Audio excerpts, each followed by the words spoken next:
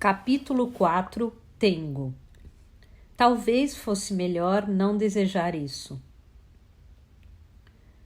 Onde ela está? E o que estaria fazendo agora? Será que ainda é testemunha de Jeová? Tengo esperava que não. Ele sabia que aquilo não era da sua conta, pois todos são livres para seguir uma crença. No entanto, as lembranças que tinha daqueles tempos de criança lhe diziam que aquela menina não parecia nem um pouco feliz em ser testemunha de Jeová. Na faculdade, Tengo fazia bico num depósito de bebidas. O salário não era ruim, mas como tinha de carregar mercadorias pesadas, era um trabalho penoso. No final do expediente, mesmo ele, que tinha a seu favor um físico robusto e forte, sentia dores nas articulações. Às vezes, trabalhavam com ele 2 rapazes da 2ª geração dos Testemunhas de Jeová. Eram educados e causavam boa impressão. Tinham a mesma idade de Tengo e se empenhavam no trabalho. Não faziam corpo mole nem reclamavam do serviço. Certo dia, no final do expediente, os 3 saíram para tomar uma cerveja. Os rapazes eram amigos de infância e, segundo eles, alguns motivos os levaram a abandonar a religião alguns anos antes. Haviam decidido se afastar do grupo e fincar os pés no mundo real. Mas parecia a Tengo que eles ainda não tinham conseguido se adaptar a esse novo mundo. O fato de, desde a infância, terem vivido numa comunidade pequena e fechada, tornava difícil entender e aceitar as regras de um mundo muito mais amplo. Muitas vezes, hesitavam e perdiam a confiança no próprio poder de julgamento. Viviam numa constante dicotomia entre o gosto da liberdade e a dúvida sobre se haviam tomado a decisão certa ao abandonar a religião. Tengo não podia deixar de sentir pena deles.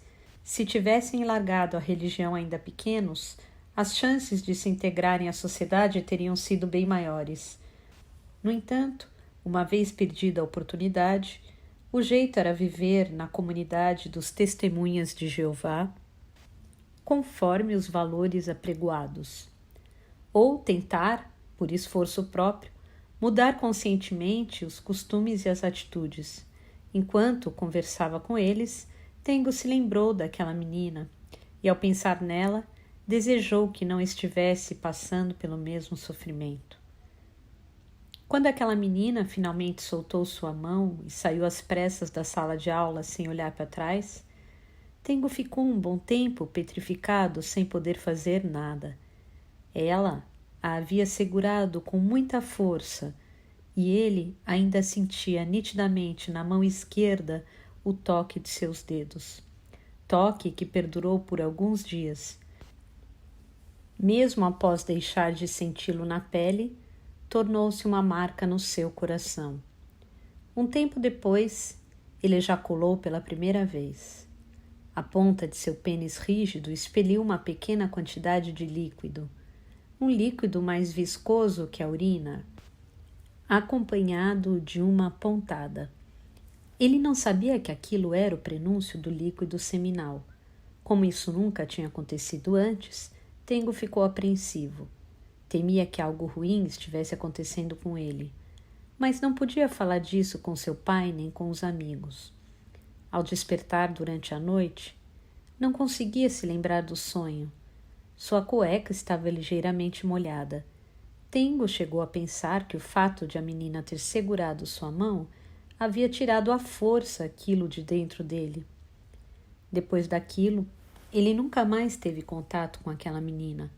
Almami mantinha-se isolada da turma, não conversava com ninguém e recitava suas orações estranhas antes das refeições. Mesmo quando passava por ele, a expressão de seu rosto mantinha-se inalterada, como se não tivesse acontecido nada. A impressão era de que ela nunca reparava em Tengo. Em contrapartida, sempre que podia, Tengo a observava discretamente, sem chamar a atenção dos outros.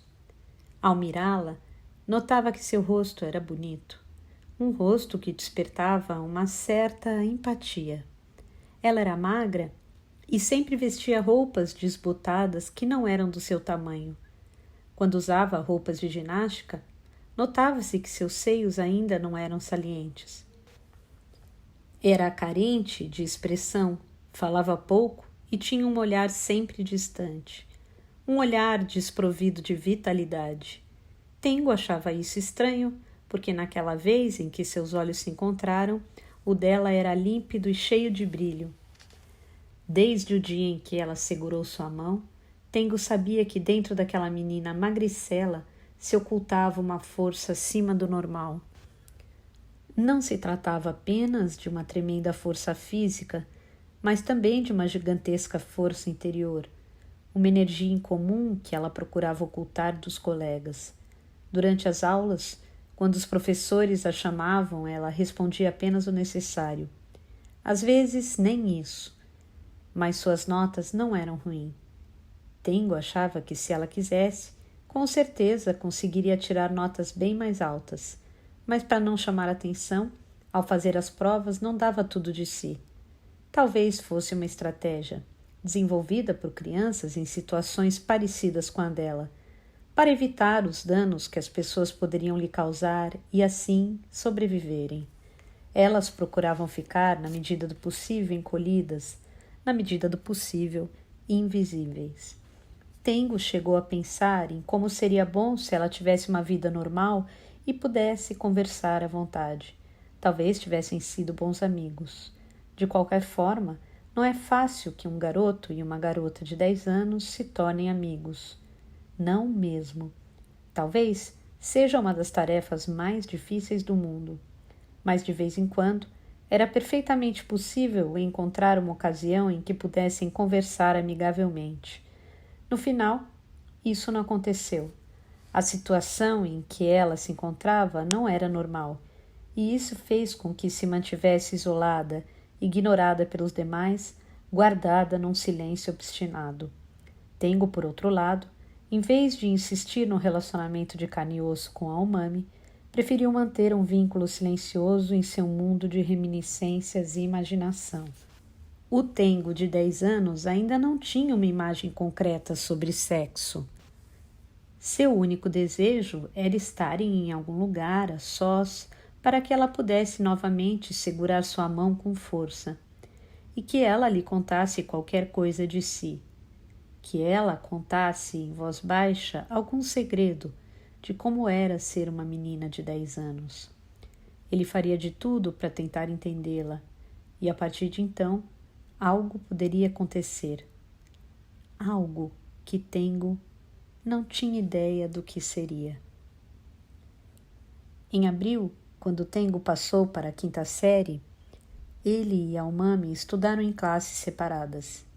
De vez em quando, eles se encontravam no corredor da escola ou no ponto de ônibus, mas ela continuava a ignorá-lo.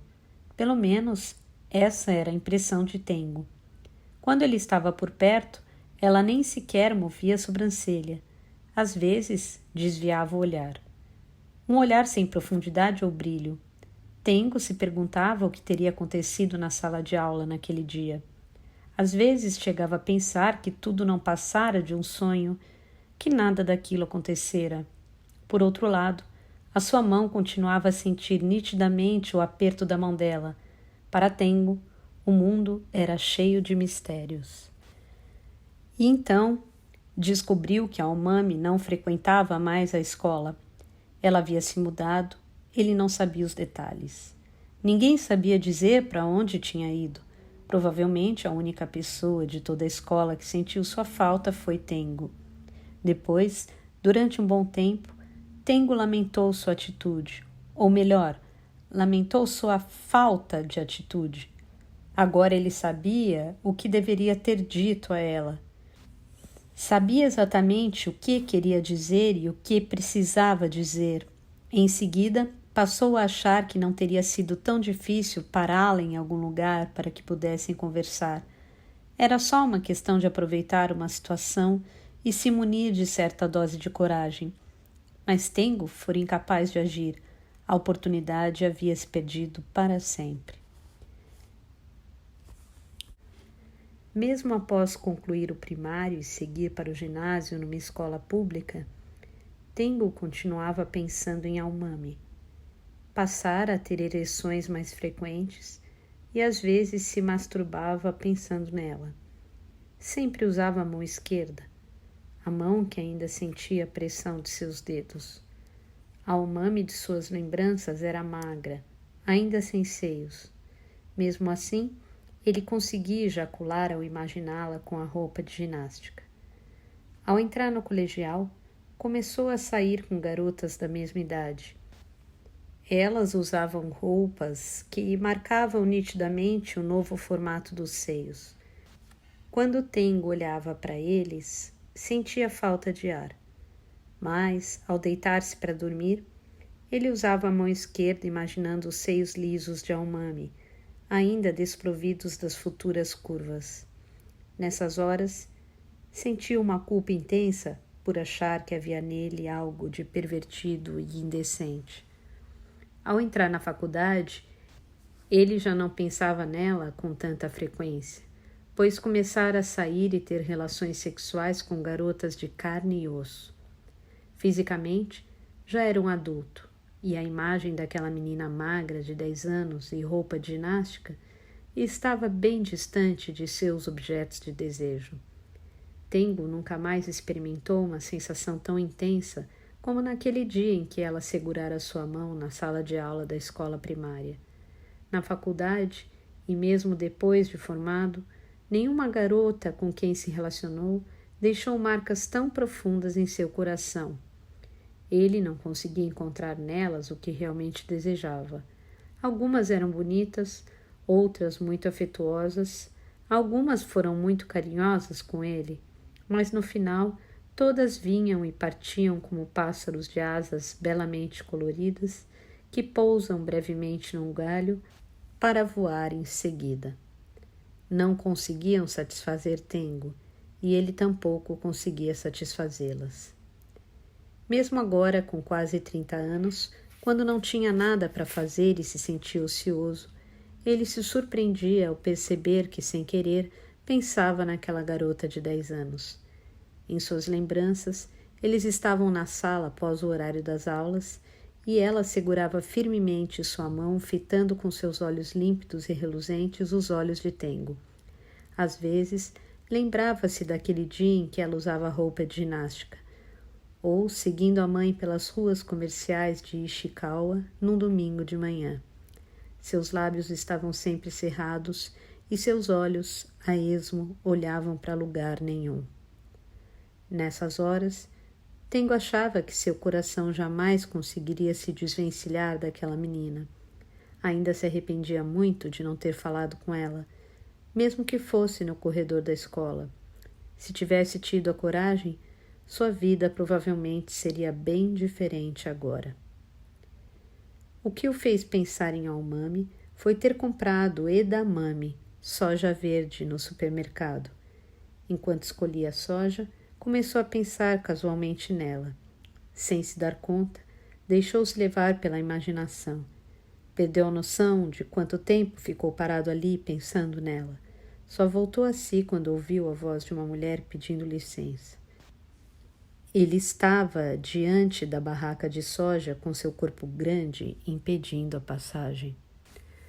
Tengo caiu em si, pediu desculpas e, após colocar na cesta o maço de soja, junto com os demais ingredientes, camarão, leite, queijo de soja, alface e biscoito de água e sal, dirigiu-se ao caixa. Aguardou na fila com as mulheres que moravam nas redondezas.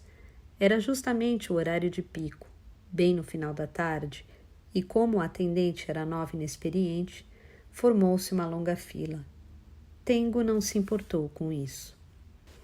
Se a Almami estivesse naquela fila, será que ele a reconheceria? Será? Afinal, haviam-se passado cerca de 20 anos. A chance de eles se reconhecerem era muito pequena. Se ele passasse por ela na rua e de repente a reconhecesse, será que teria coragem de chamá-la? Tengo não tinha tanta certeza. Provavelmente não teria coragem e passaria por ela sem dizer nada. Depois, ficaria profundamente arrependido, pensando por que não falara com ela. Komatsu costumava dizer que Tengo carecia de força de vontade e iniciativa. Tengo admitia que Komatsu tinha razão. Quando hesitava, ele logo pensava, deixa para lá, e prontamente optava por desistir. Era uma característica sua. No entanto, se por acaso a encontrasse e tivesse a sorte de o reconhecimento ser mútuo, ele possivelmente confessaria tudo de modo direto e com sinceridade, sem esconder nada. Ele a convidaria para um café, se ela estivesse com tempo para aceitar o convite, e conversariam tomando algo, um de frente para o outro. Tinha muitas coisas a dizer, que ainda se lembrava do dia em que apertara sua mão, que queria muito ser amigo dela, que queria conhecê-la melhor, mas nunca conseguira. Dentre os vários motivos, o principal era sua covardia. Falaria também que havia se arrependido, que mesmo hoje continuava arrependido. Diria o quanto pensava nela. Mas, é claro, omitiria as masturbações. Esse assunto pertencia a uma dimensão que excedia o âmbito da sinceridade. Mas talvez fosse melhor não desejar isso. Talvez fosse melhor não reencontrá-la. O reencontro poderia decepcioná-lo. Ela podia ser apenas uma funcionária entediada, visivelmente cansada, ou uma mãe frustrada que briga com os filhos pequenos. Poderiam não ter nenhum assunto em comum. Sem dúvida, isso seria plausível. Se isso acontecesse, Tengo perderia para sempre algo muito importante que cultivara em seu coração. Por outro lado, Tengo nutria uma esperança de que nada disso aconteceria. O olhar seguro daquela garota de 10 anos e o perfil daquele rosto, de uma intensa força de vontade, revelava uma postura resoluta de quem não se deixa abater pelas vicissitudes impostas pela vida. Em contrapartida, qual seria a situação de Tengo? Ao pensar nisso, foi tomado de insegurança. Se eles se reencontrassem, provavelmente a Umami é que ficaria decepcionada. O Tengo da época do primário era considerado o gênio da matemática, tirava boas notas em quase todas as matérias, era grande, forte e um excelente atleta. Todos os professores o respeitavam e apostavam que ele teria um futuro brilhante. Aos olhos de Umami, ele devia ser um herói. No entanto, hoje ele era apenas um professor com contrato temporário, o que estava longe de ser considerado um emprego estável. Um trabalho cômodo para quem vive sozinho. Dava para se manter sem passar dificuldades, mas estava longe de ser considerado um pilar da sociedade. Além de trabalhar na escola preparatória, também escrevia romances, mas nunca foram publicados. Fazia serviços temporários para uma revista feminina e escrevia o que lhe vinha à cabeça na coluna de previsões astrológicas. A coluna era muito conhecida, mas, verdade seja dita, o que ele escrevia não passava de um monte de baboseiras. Não tinha amigos com quem se abrir, nem uma namorada. A única relação que mantinha era com uma mulher casada 10 anos mais velha, com quem se encontrava uma vez por semana em segredo. O único trabalho que realmente o deixava orgulhoso fora reescrever no anonimato o best-seller Crisálida de Ar. Mas era algo que não podia revelar para ninguém, mesmo sob ameaça de morte. Os pensamentos de Tengo haviam chegado a esse ponto quando a funcionária do caixa pegou sua cesta de compras. Voltou ao apartamento carregando pacotes de papel com suas compras. Vestiu um calção, pegou uma lata de cerveja na geladeira e, enquanto bebia, colocou água para ferver numa panela grande. Enquanto aguardava, tirou as vagens de soja dos galhos e, sobre a tábua de carne, temperou-as com sal, espalhando uniformemente. Depois, despejou tudo dentro da panela com água fervendo. Tengo se perguntava por que a menina magra de 10 anos nunca deixara seu coração. Ela se aproximou dele após as aulas e segurou sua mão. Não disse uma palavra, apenas isso. Mas naquela época, a Umami levou uma parte dele consigo. Alguma parte do coração ou de seu corpo e, em troca, deixou uma parte do coração ou do corpo dela, uma troca num curto espaço de tempo. Tengo cortou em pedaços bem pequenos uma porção grande de gengibre. Depois fatiou o aipo e os cogumelos. Em seguida, picou a salsa crespa. Após tirar as cascas dos camarões, lavou-os em água corrente. Estendeu papel toalha e os dispôs enfileirados como se fossem soldadinhos. Quando a soja começou a flutuar na água, despejou-a no escorredor e deixou esfriar. Depois, pegou uma frigideira grande, untou-a com óleo de gergelim branco e fritou o gengibre em fogo baixo. Seria tão bom poder reencontrá-la agora, pensou. Não importava se um se decepcionasse com o outro. O que Tengo queria era vê-la novamente. Queria ao menos saber como foi a vida dela depois daquele dia, onde ela vivia agora, o que a fazia feliz ou a deixava triste. Por mais diferentes que fossem, ou que a chance de ficarem juntos estivesse perdida para sempre, em nada mudaria o fato de terem trocado algo importante naquele longínquo passado após a aula do primário. Tengo colocou o aipo e o cogumelo na frigideira e os fritou em fogo alto, girando às vezes a frigideira e misturando delicadamente os ingredientes com uma colher de bambu. Temperou com uma pitada de sal e pimenta do reino. Quando os legumes estavam perto do ponto, adicionou os camarões lavados e secos. Temperou novamente com uma pitada de sal e pimenta do reino e desta vez acrescentou uma pequena dose de saquê. Depois adicionou um filete de molho de soja e por fim polvilhou a salsinha picada. Tengo preparou o prato sem pensar. Era como se estivesse no piloto automático, sem dar atenção ao que fazia. Aquele era um prato simples que não requeria muito trabalho. Ele manuseava os alimentos com precisão, mas desde o início só pensava em umami. Quando os camarões e os legumes estavam no ponto, tirou-os da frigideira e passou para um prato grande. Pegou uma outra cerveja na geladeira e, sentado à mesa da cozinha, jantou a comida que fumegava, envolto em pensamentos. Tengo sabia que muitas coisas haviam mudado em sua vida nesses últimos meses. Podia dizer que, finalmente, próximo de completar 30 anos, estava desenvolvendo seu lado mental e emocional. Que formidável, pensou, e com a meia lata de cerveja na mão, balançou a cabeça rindo de si mesmo. Realmente é formidável. Se eu continuar nesse ritmo, quantos anos serão necessários para eu alcançar um grau de amadurecimento considerado normal entre os adultos? De qualquer modo, o que provocou essa mudança interior foi a crisálida de ar. Ao reescrever a história de Fukaeri com suas próprias palavras, a ideia de transformar em narrativa literária a história que existia dentro dele tornou-se intensa. Foi nesse momento que surgiu um sentimento que se poderia chamar de desejo.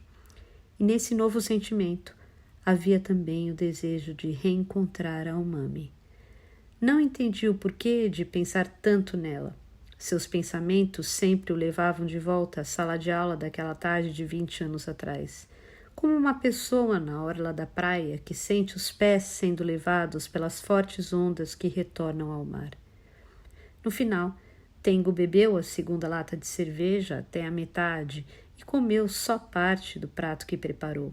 Despejou a cerveja na pia da cozinha, transferiu a comida para um prato menor, envolveu-o com filme plástico e o guardou na geladeira.